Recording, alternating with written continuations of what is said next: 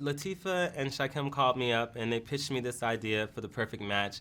It's like, we have this idea for a movie. We want you to hear the pitch first. It's like a modern day Boomerang. We think you'd be perfect to do it with a really great ensemble cast, and so come in and talk to us. And so I did, and I loved what they had to say. Then I read the script, and they told me that they'd love Terrence J to be the lead.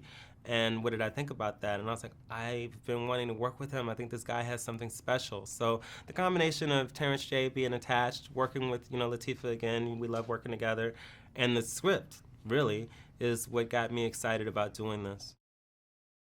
Boomerang's one of my favorite films, but to have an updated kind of a nod to it. This movie's different, obviously, but it's influenced by that. Then one that actually deals with how things really are now, in that world and in the landscape, of dating. And so yeah, that was a part of the script that I wanted to make sure came through.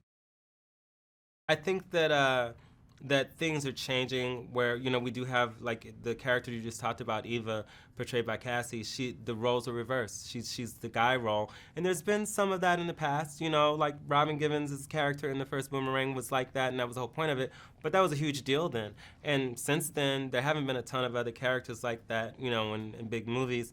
And so that definitely, appealed to me. And I think that it's reflective of what's been going on forever. Just no one wants to really admit it or talk about it. I think guys tend to get uncomfortable when the roles are reversed that way. Casper Smart and I had worked together. He was in a movie that I did, a sequel to the first Honey, Honey 2.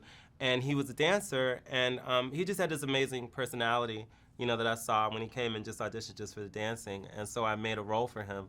And he read for it, and he was just great. I think he was in Europe doing something, and I was like, no, you have to do this. You have to make it work. Seriously, it's a big opportunity for you. And in typical Bo fashion, he was like, are you sure? Because I don't want to just come over there if it's not real. And I was like, get your ass back. And he did the character, and he was a sport, let me put blue streak in his hair, and he was great, And so when we were doing this film, I had the role of Abram that I thought he'd be great at, and it's very different, from stuff that he's done, and I knew that he'd bring something special to it, and he did, and I'm very proud of the work that he's done and how he's grown as an actor. He came to the table read on the hoverboard, and this was before none of us had ever seen one, and he just came into the room on it, and I'm like, oh God, what are you on? What is this thing? And everyone, Cassie's jumping on it, and Terrence, and I'm like, we need to do the table read. And he's like, and I was kind of scared to try it in front of everybody. But anyway, he wanted to do the character. That was his idea on using that. And I was like, no, we have a tight schedule. You won't be able to hit your mark. Stuff's not going to match. You're going to be falling. It's going to take too much time. He's like, Billy, no, seriously, I can do it. Just give me a chance. I swear, the first time I mess up, it's over. And he did everything perfectly.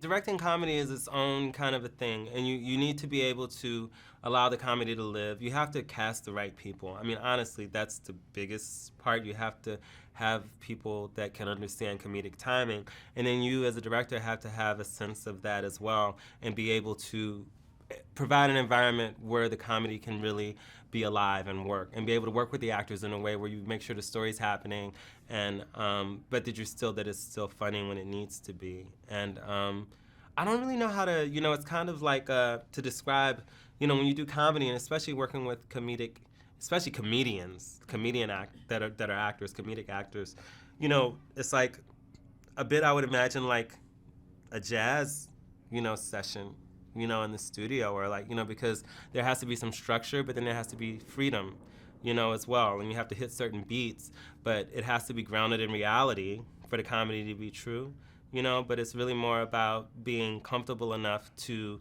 let the actors make it funny. I can't make somebody be funny. Well, I can to a certain extent, but not that much. It's just about knowing, oh, but if you do this much more, but it really comes from having the right actors. I can't really take the credit.